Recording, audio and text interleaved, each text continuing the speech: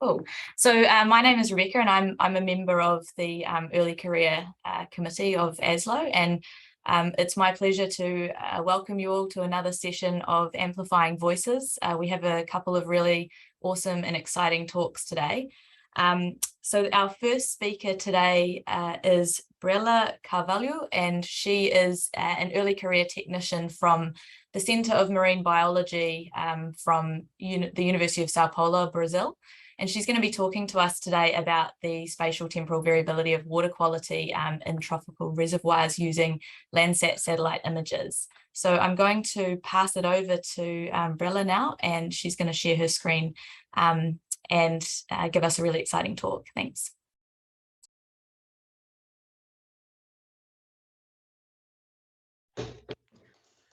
Okay, so can you hear me? I think yes. Yeah. So hello, I will close my video because of the internet. There's no problem. So let's put here and here. Okay. So hello everyone. I want to thank you for this opportunity to show some of the work that I have done evaluating water quality using satellite images, and the idea is that you ask, suggest and comment on what I will show you today so I can improve this work. Monitoring the water quality of inland aquatic systems like lakes, reservoirs, rivers, ponds, swamps, and coastal waters is extremely relevant, and as they have different kinds of usage. In Brazil, there are about 19,000 artificial reservoirs, several of which related to hydroelectrical production. With this amount of areas to monitor, in situ measurements become scarce in time and space. Then, remote sensing is a valuable tool to observe the spatio-temporal variability of water quality. Currently, reservoirs located along the Paraná and Tietê watersheds, south-central Brazil, have suffered from the invasion of the golden mussel, which among the various negative impacts affects the efficiency of productivity of hydroelectric power plants. Given this reality, a study is being conducted in 4 hydroelectric power plants in the Paraná and Tietê watersheds, Três Irmãos, Jupiá, Ilha Solteira, and São Simão, to quantify and model the growth patterns of these species. Since the mussels feed the filtration from substance and phytoplankton present in the water column, and thus transparency increases at sites where these individuals are present, these are key parameters for understanding the behavior and dispersion of these species. However, these parameters, chlorophyll, the sec depth, for example, in this specific area, have scarce measurements in time and space, not contemplating the totality of the reservoirs, nor including seasonal and long-term observations. In this context, the use of Earth observation system allows for quick and efficient monitoring of areas that are difficult to access, to support more complex analysis and contributing to the research into dispersion patterns and settlement behavior of the invasive species. So this is where my works come in. So I'm going to talk about how can we extract this kind of information of inland waters to support other studies. So if you are interested in the results of numerical modeling of the behavior of this invasive species, I leave here some suggestions for you that are made by other contributors of the project. And now I'm going to focus in the water quality. So here we can show in this map the study area. First of all, we have Três Irmãos Reservoir. Is within the Tietê River hydrographic basin, as you can see here. And it is 28 kilometers from the mouth of the river, where it flows into Paraná River. Paraná is this one. This dam was built in 1990s, and the flooded area of the reservoir reaches more than 700 square kilometers. Jupiá and Ilha Solteira reservoirs are in the Paraná River basin. Ilha Solteira dam was built in 1978, and it is the third largest reservoir in the country of Brazil, and is about more than 1,000 square kilometers. Jupiá Dam, this one, was built in 1974 and is much smaller, about 300 square kilometers. And at least São Simão, that's located in Paranaíba River Basin, and it was built in 1978, encompassing more than 700 square kilometers. So this is the location in Brazil that these reservoirs are located. And as you can see here, we have some points in yellow, pink, and green. And they represent the water quality monitoring points administered by environmental agencies and universities. So you can see it's really, really scarce in space and also in time. But that's the only data we have in situ, and we use these data sets to calibrate the algorithms.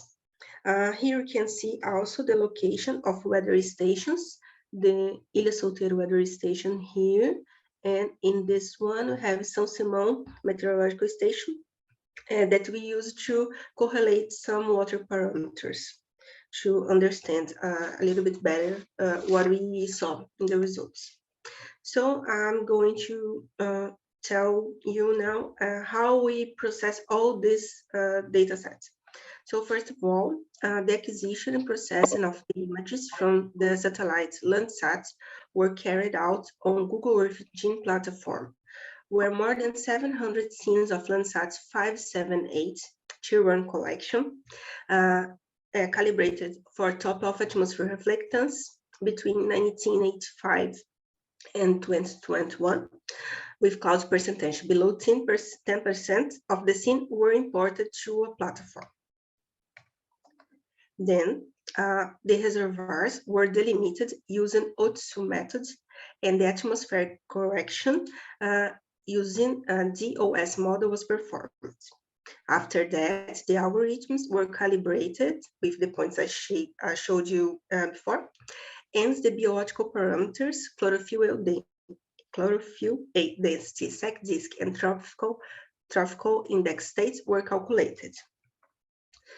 Here I'm saying the values were extracted from model computation. As I said before, another team of this project made some modeling about the invasive space, and these parameters that I extract from satellite images was used by this modeling team. Then, using Python libraries, NumPy and scikit-learn, the statistical analysis were done for the period between 1985 to 2021. The correlation between the meteorological data and the parameters extracted from satellite images was also performed. As well, the spatial analysis using Saga for QGIS includes the regionalization of the reservoirs. So here we have the algorithms used in this study, and they are classical algorithms used in this kind of work. That's not some new things. We modified them to the study area. So we modified some parameters here to be better representative of the area that we are studying.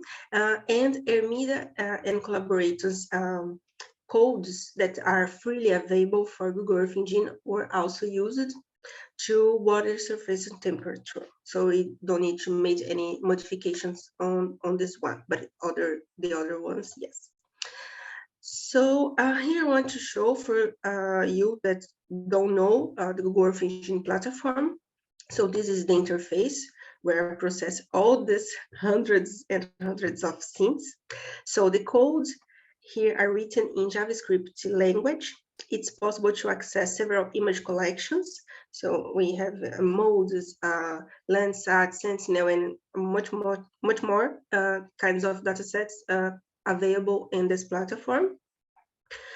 So the main thing here is we can compute this all in the cloud. We don't need to download the data, and it's really, really interesting. So also we can export some stuff. We can see the results in the main screen. So it's really, really interesting. So let's start going to see the meteorological conditions. As you can observe in both stations, there is a strong seasonality in the meteorological parameters, with average temperatures above 24 degrees Celsius between August and April, and milder temperatures between May and July during the winter, austral winter. The relative humidity is lower in July and August, and the highest rainfall accumulations are recorded from November to March. So the only parameter that's more different is in between these areas are the wind speed, which in São Simão presents stronger average intensities higher than 2.5 meters per second. So wind is really important when we are studying sec depth, for example, the transparency of the water column, and the wind can make a really impact in this parameter, for example. Now the main results about biooptical and thermal water parameters. I'm going to show the data seasonal, spatial, and temporally divided by seasons. So the first one is 3 Irmãos. It can be seen in this reservoir. Temperatures tend to be higher during summer, as we are expected. In contrast, it's during the fall that the highest chlorophyll density and the lower sec depth are estimated. In Ilha Solteira Reservoir, besides the temperature variations throughout the seasons, which are similar to Três Irmãos and Jupiá that I'm going to show in the next slide, it can be seen that during the winter that there are lower estimates of chlorophyll A density.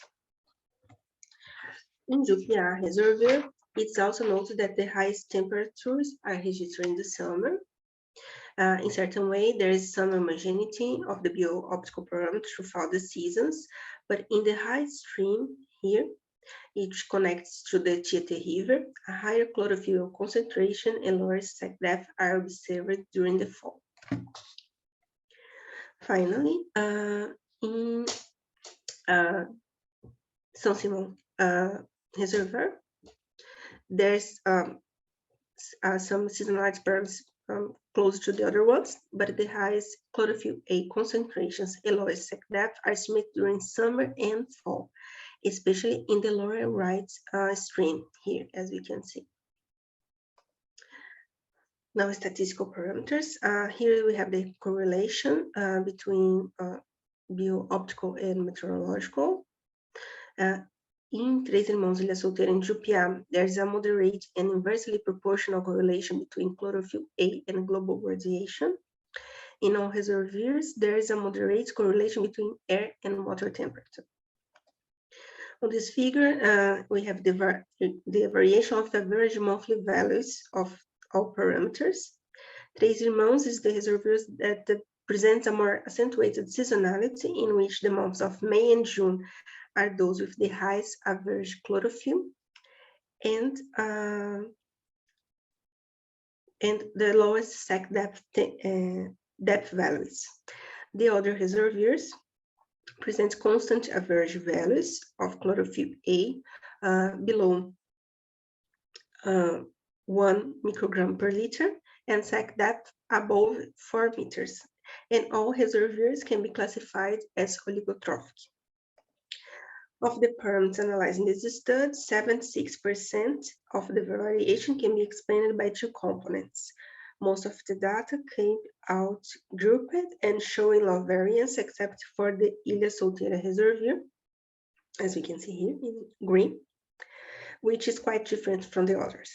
While in the reservoirs of Três Irmãos, Jupiá, and São Simão, the sec depth parameter is the most influential. In Ilha Solteira, the chlorophyll density is the one that explains most of the variation.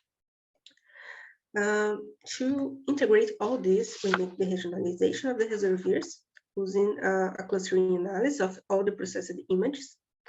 Here in Três Irmãos, we can divide the area into regions. So in blue, the main body, and in green, they are related to margins and some points in the main main area of the reservoir. Ilha Solteira, also 2 regions, the main body in blue, and in green we have the margins and the right streams. In Jupiá, here, we can divide in 3 regions. So we have the main body in blue. In yellow, we have the stream to left and the area surrounds the main body. And finally, the third region in green that represents the stream and the margin to the right of the reservoir. Finally, São Simão, also delimited in 3 regions. So we have the left area towards north and center in blue, the sector on the right streams in the left and in the north and south, as you can see in green, and in yellow, the third region that are related mostly to this right towards south and a few areas here. Then, finalizing my talk today. So it's evident the complexity of inland waters mapping, and the results indicate that further computation maybe with more complex models are needed. However, it was possible to observe the main behavior of the bioptical parameters seasonally and interannually. So measuring and classifying continental water quality requires high investment in continuous monitoring, consider human resource and materials. So in developing countries like Brazil, generally do not maintain this kind of activity due to the costs and the vastness of territorial dimensions. Then remote sensing tools could close this knowledge gap through the application of freely available images like medium resolution Landsat images, processed on accessible cloud service such as Google Earth Engine.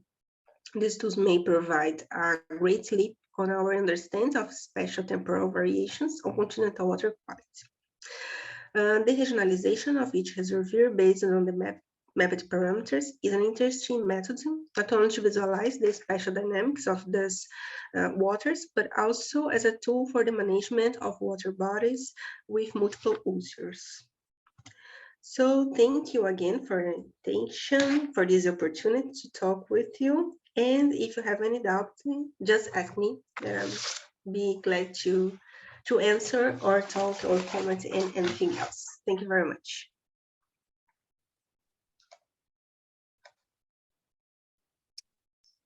Thanks very much, Breylla. Does anybody have any questions? We've got lots of time if anyone wants to ask Breylla questions. I have a question. Thanks for your presentation, Breylla. Parabéns pela sua apresentação em português. Obrigada. So my question is, did you validate your analysis using like this spatial analysis and with like in situ data, or because you said like you changed some parameters and in the Google, in the engine, but I wonder if you also validated considering this in situ data or not. I think I'm still sharing, yes.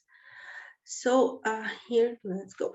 So for calibration, we use only this few points that we have, and we only we validated the data for Três Irmãos reservoir, that we have also 3 points really badly spaced and really badly located in this area.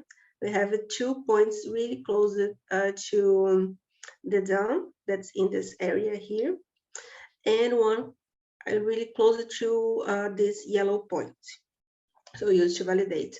The chlorophyll A and the SACDEF, the correlation was moderated to poor. It's not really good, but the water surface have moderated to strong correlation that we can use also. So, because of that, we have to improve this model, maybe using another equations, this kind of thing. But it's really difficult also to calibrate and to validate when we don't have the in situ data. Yeah, I would say this because I'm not sure if you use a long-term data to validate it, if you have like a lot of years of in situ data to validate or not, but it's a challenge.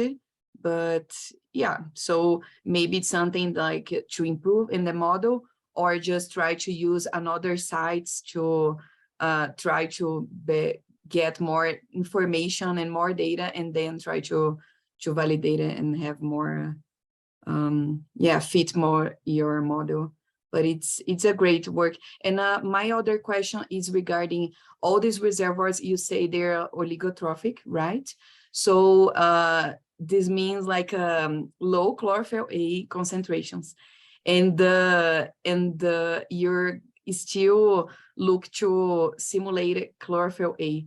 So I wonder if it's eutrophic reservoir can show more, because I don't know a lot about like remote sensing images, but I can infer that if you get a eutrophic reservoir and the color is more strong, if you can see better, it will be easier to create these models, or not. You think like it's doesn't matter if it's a oligotrophic or eutrophic reservoir. What do you think?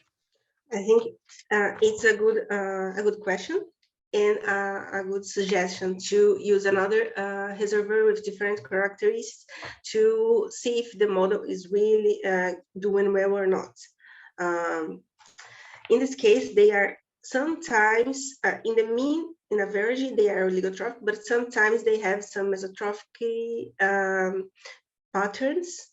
You can see individually in data, and when we compare to other reservoirs, just look in the images and some works that are done in another reservoir in Tietê Basin, we can see that the model are fitting a little bit well. Poorly moderated correlation, but it's doing well. But I think it's one thing to see in eutrophic, and also try to use other bands, because in this equation we use all bands. Maybe selecting the best ones to see the chlorophyll A maybe can improve this. I also tried normalized the index of chlorophyll A from Misha and Misha, but it didn't work really well. Also calibrating from the area, so I tried the other thing, but it's still improving.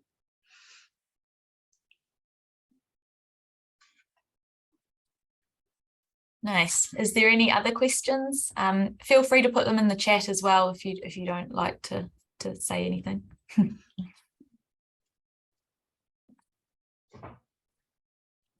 Yeah, I have a short question, Breylla. Very great talk, thank you. What do you think are the major drivers of the seasonality observed in chlorophyll in some of the sites?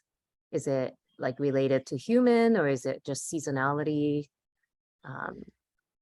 I think it's a combination, because the main thing in these reservoirs are the hydroelectric power plants, but also we have aquaculture. They are used for tourism and other stuff, and we have a lot of agricultural areas surrounding.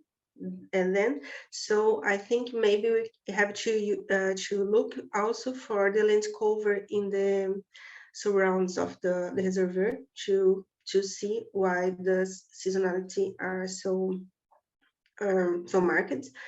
And but I think the meteorological parameters in a more long-term way have some influence also in what we are seeing in the biological parameters.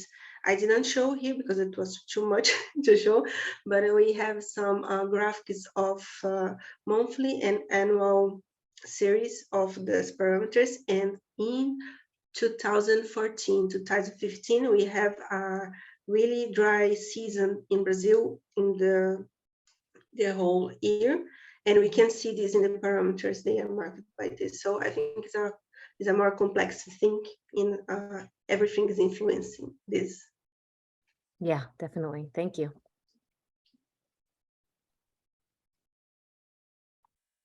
We have time for another question if there is one. Otherwise, we can also come back and there can be more questions for Breylla at the end after we've had the second speaker. But if there is one more question, just say it. Yeah, I have one more question. I thought so interesting your analysis about regionalization, because you could like identify in your model these different spots in the reservoir. So I wonder if there is another studies that evaluated this, as you were talking about this land use in these reservoirs. So if there is like more like work on these trying to environmental management, focus on try to control agriculture expansion in some side of the reservoir, that you could identify the chlorophyll A concentrations are like higher than others, or is it still something there we are now paying more attention, and maybe your work can give directions for the stakeholders or something like that? Yeah, so most of the works in this area, when we have something about water quality, are only looking for the water quality parameters. They don't look, see the things around. I think just one work, but it's for a long time ago, looked for the land cover in the region, but it didn't make the correlation with what we see in the water quality. It's more a descriptive thing that's done. So I think it's important to see, because we know that as we have agriculture there, maybe we have some chemical components that are influencing in this. Also, the golden mussel have some importance, as it's tunnels of golden mussel in this region. Also, they have an implication for what we see. But I think, let me go back what you asked before. So I think it will be interesting to make a deep work. When we see these regions, these patterns, we can go further and see what's more important in each region, and do the management of this area looking with more attention. Hope I answered. Great, thank you. You're welcome. Wonderful. Thank you so much, Breylla. That was really, really awesome talk and really important work you're doing. And a really interesting Q&A session. So great. If there's any more questions for Breylla after the next talk, feel free to put them in the chat or ask them later. So I think we can move on to the next speaker now. Okay, great. Thanks, Rebecca. So the next up is Alejandra Correa Bedoya. She will start to put up her screen, but in the meantime, Alejandra recently received her master's in applied aquatic ecology for sustainability, and she is currently working at the University of Antioquia in Colombia. So I'll turn it over to Alejandra. Take it away. Thank you. Hey, everyone. So let's start sharing my screen. Please let me know if you can hear me.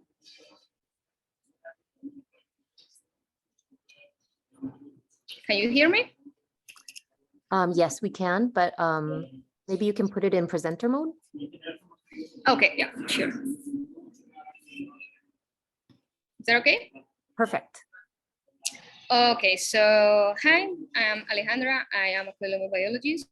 I hold a degree in Master's Ecology Aquatic from the ASLO Delft in the Netherlands.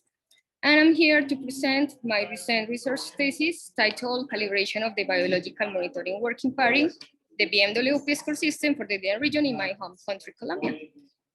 So here we go.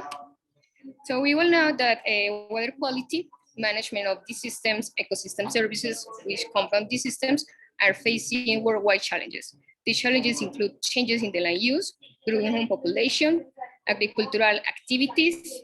Also, it includes increasing processes in industrialization and urbanization, organic pollution, And all of these work together, combined with changes in the natural flow or the natural dynamics of the lotic systems. So this is basically the reason why between like the 70s, 50s, some experts met with the idea to create a biotic index.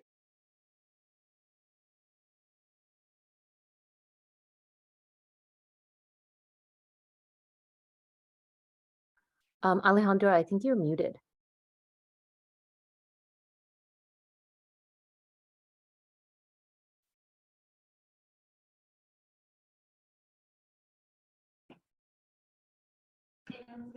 Yeah. Can you listen to me now? Yes, perfect. Okay, so I was saying that all these issues aquatic systems are facing worldwide has led to the need to create reliable assessment methodologies for the surveillance, monitoring, keep on track of the quality of ecological integrity of these systems. So that's the reason why the biotic index I created for, especially because they use the organisms and the ability the organisms have to integrate both short and long-term changes, responses, in a whole range of environmental variables, no, in terms of quality and physical parameters in the rivers. So here, one of the biotic indices, which has been proved to be a successful tool worldwide, is the BMWP, the Biological Monitoring Working Party System. This system was created in 1983 by a group of experts, which met in the United Kingdom, with a unique idea to integrate or to combine physical, chemical, and biological parameters. So this is how the BMWP came to the world. However, this system came to Latin America, and then it came to my home country, Colombia, where I am right now, in the 2000s. But we don't have an evidence so far that there is a regional calibration for this system in Colombia. And this is highly significant and highly important since the index was created based on temperate zones.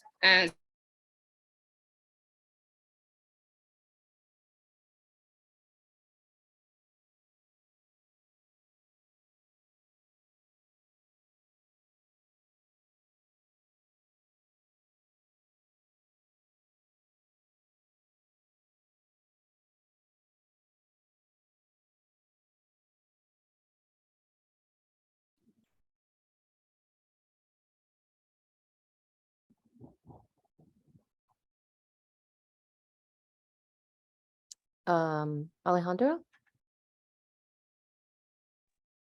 Are you still with us? Yes. Yeah. Are you listening to me? Yes. I can hear Yep. you now. I think we lost you for a second. So Okay. put your slides So back up. yeah. Yeah, it was just Okay. for a quick So sec. Maybe you can turn your video off while you're talking and sharing screen. That might help.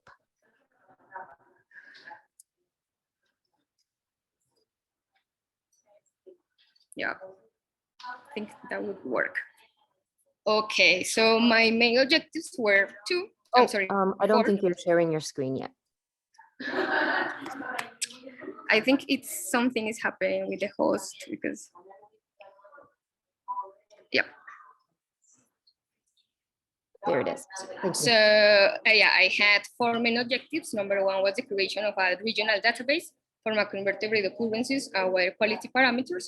Number 2 was to check previous adaptations with the unique aim, with the unique objective to propose a methodology. Now, number 3 was to modify the list of bioindicator taxa, the list of organisms, and their sensitivity value in terms of organic pollution in freshwater ecosystems. And number 4 was the validation of the method. So I had, we set basically 4 questions. Number 1, what were the building blocks for the creation of the BMWP? Number 2, what are these previous methodologies, these previous approaches for the calibration of this system? We started looking for those approaches in Europe. Then we came to Latin America, and then we made it more regional in Colombian context. Number 3, we wanted to know what should be the tax included in this framework. And 4, of course, what should be their bioindication value or their sensitivity value. So what is the study area? This is my country, Colombia. And what you see in the biggest picture is the Andean region of Colombia. And this is a very important region because even though it represents 24% of the land territory of Colombia, it's home to 70% of the Colombian population, no, by 2015.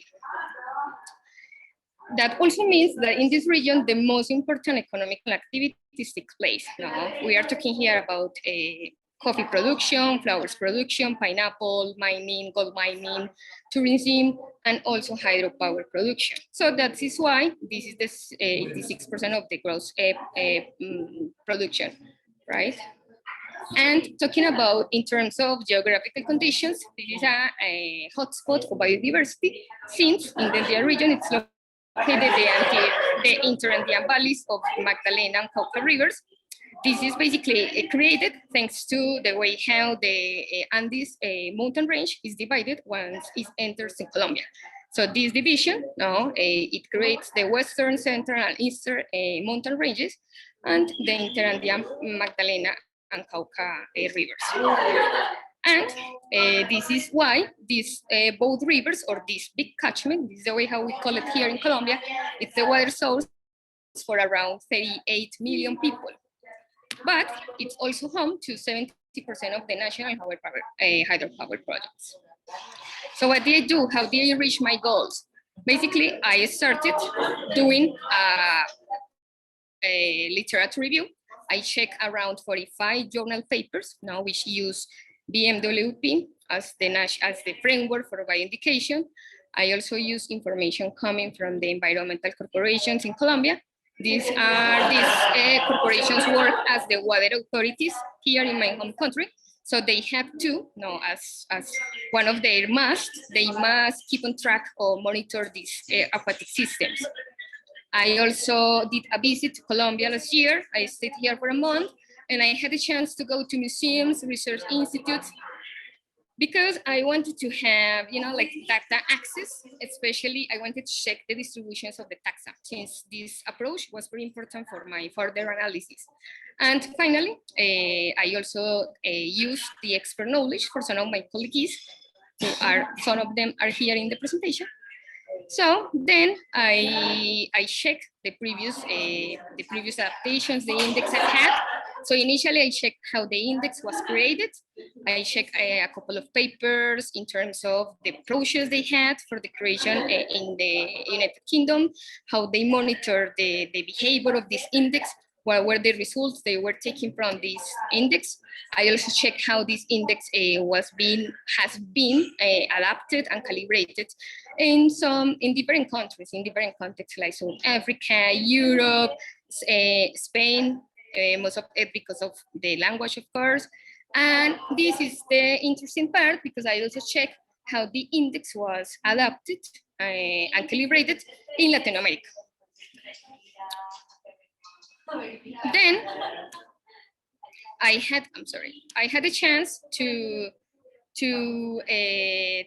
take part of one of the courses offered by our Latin American Association of Aquatic Ecology, Macro Latinos. And then I had a chance to know one of the methodologies that has been done for Latin American running water systems. And this is very important because this is the first methodology that I am going to test in my thesis. So I'm not going to explain detail by detail this methodology because it's so long. Yeah, we want to save time, but if you want to take a look, you can look for this paper. Then for objective number 3, the selection of the taxa, which was going to be included, I used one of the principles of ecology, the diagram of Osti and Tukey. And this diagram works with the distribution of the taxa, the frequency of occurrence, and the abundances of taxa per system, per river, per stream, in this case. This diagram tells me the dominant taxa, the common taxa, the occasional taxa, and the rare taxa. Then, as a second step, I also want to consult in some platforms, Colombian platforms, in terms of looking the distribution of the taxa. Now, I wanted to have accurate information since most of the information that I was using in my analysis came from secondary resources. So here I'm going to explain you a little bit about the methodology that we propose for the calibration of this system for tropical running waters. Basically, we use one of the principles. Now we use the dissolved oxygen as the main determinant for scores allocation, as the main determinant for scores and occurrence of macroinvertebrates in the Colombian water systems. We calculated the minimal concentration of DO where the taxa occurred. What do I mean? I had around 239 systems from the Andean region in Colombia, and I also had information coming from 138 taxa. In this case, taxa, I mean families of macroinvertebrates. So I checked what was the minimum concentration of DO where each of the families was occurring per system.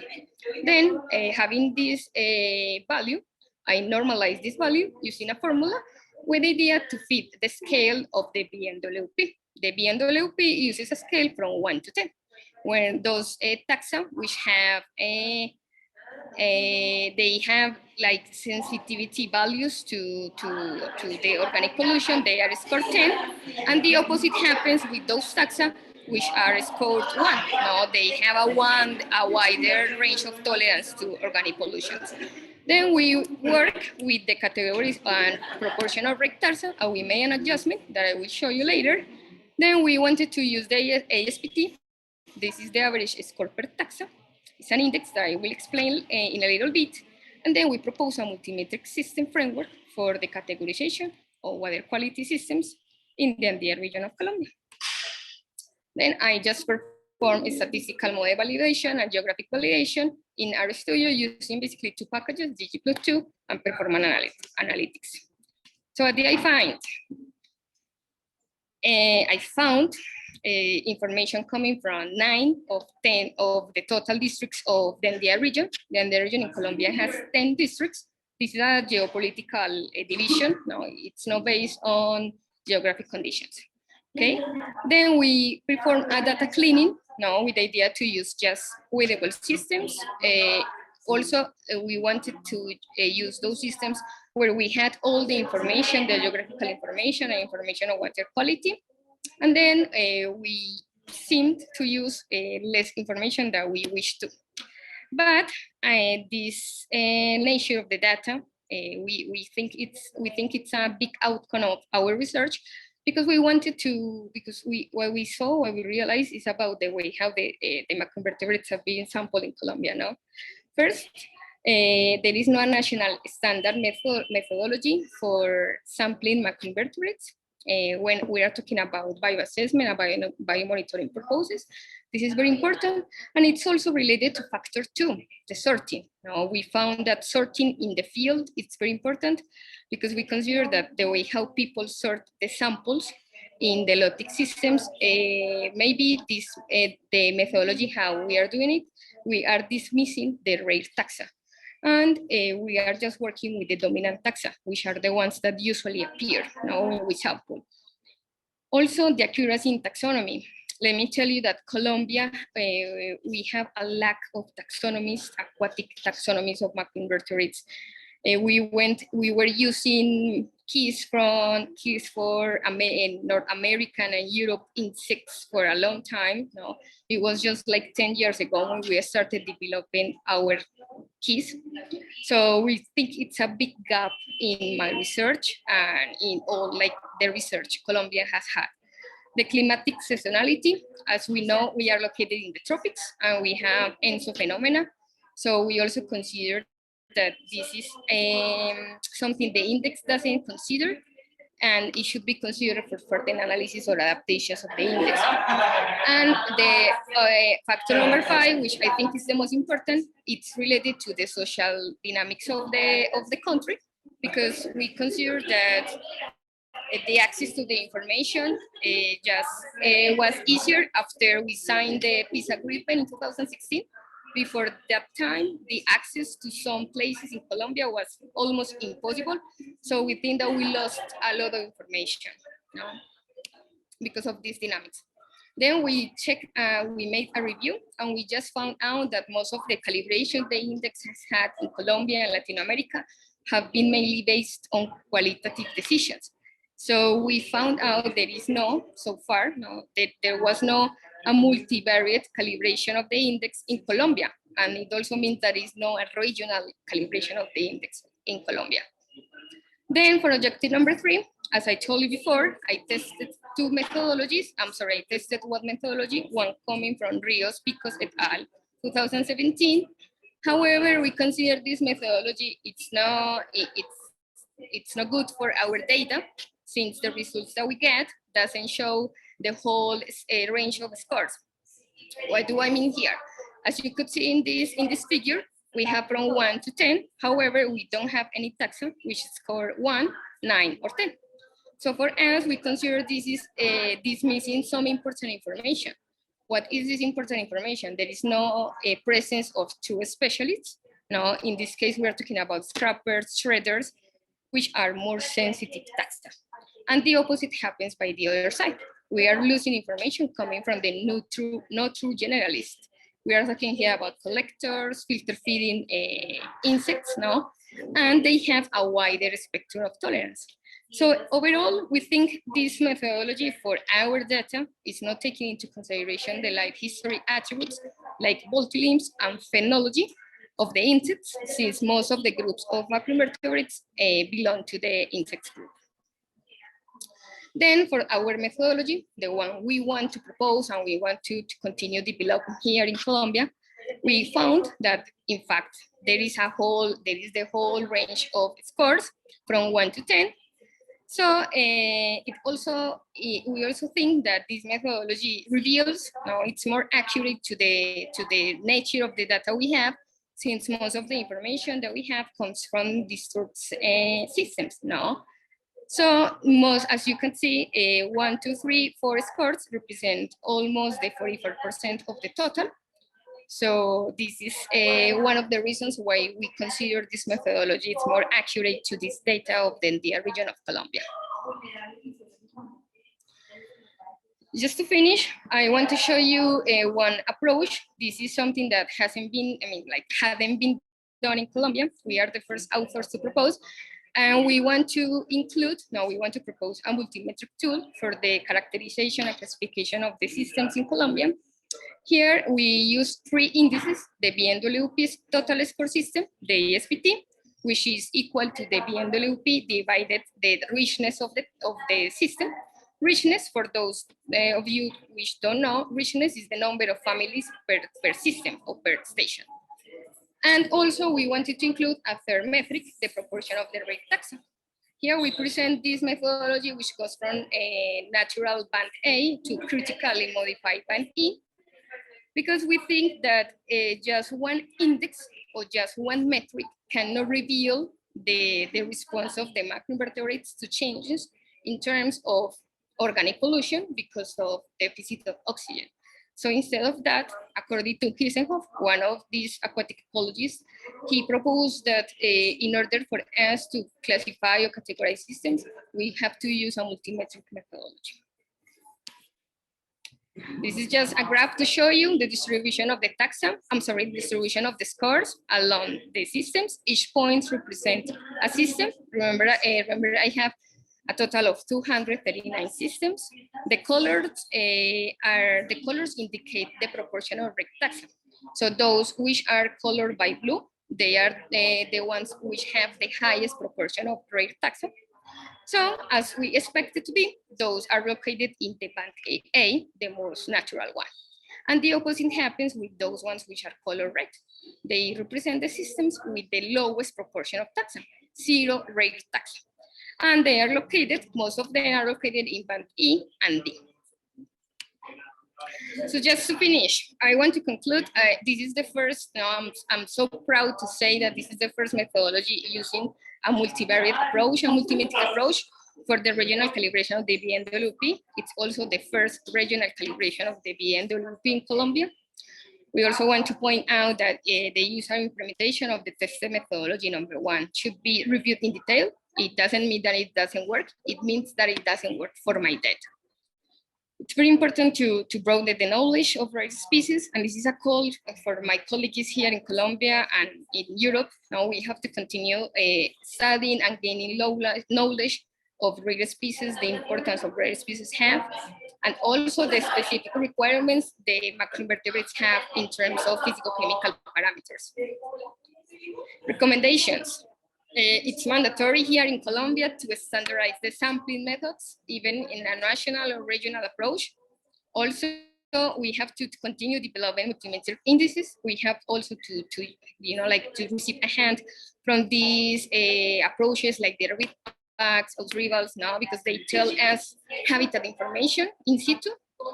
And the most important, a call for ecologists, taxonomists, water authorities, policy makers to work together and improve these approaches in Colombia, because it is the only way how we can get a more accurate and view of the real ecological integrity of the systems.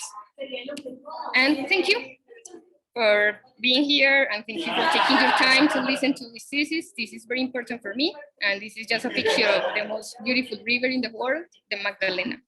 Thank you. Thank you very much, Alejandra. That was a very important talk, and what an amazing amount of work you did, and beautiful picture at the end. Thank you. I'd like to open it up to questions. Feel free to enter into the chat or just unmute and then please ask.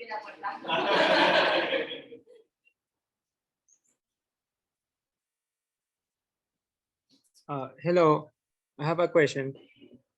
Can you hear me well? Yes. Yes, go ahead. Yeah, I mean, felicitaciones, Alejandra.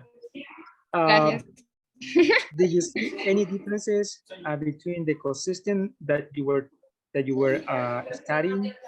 And the second question is that, do you think that it will be necessarily to have different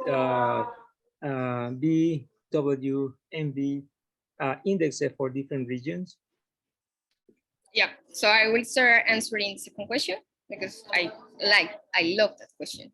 Yes, yeah, there must be a regional adaptation.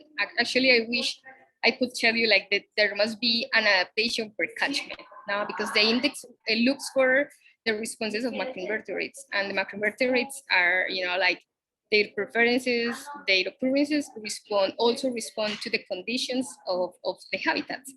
And sometimes the habitats are not depending on the organic pollution, right? So it's very important to keep in mind the purpose of the index. Now, the index looks for responses of organic pollution. But in terms of that, I would say that there must be a regional calibration, and also, if it were possible, a catchment calibration. But we can also forget that this index is the basis for water management here in Colombia. So that would be almost impossible to have one calibration per catchment now, because Colombia is the richest country talking about rivers. Now, we have a lot of rivers here. So to have a calibration for each catchment would be something that water authorities couldn't manage. Okay. I think I didn't answer your first question. And I don't remember the first question actually. The differences between ecosystems. Yes. Okay, as I told you, the nature of the data, most of the information that I had came from the subsystems. However, there was clearly differences between those systems. There was one factor that we wanted to use, the land use, but it was not possible because I didn't have land use information coming from all the systems. But of course, there are differences in the systems.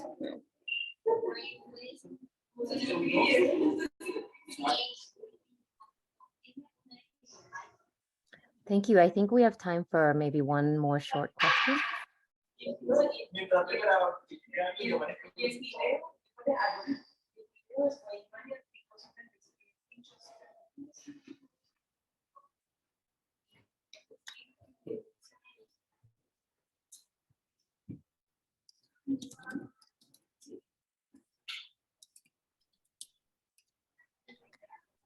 I have a question. Oh, Rebecca, do you have a question?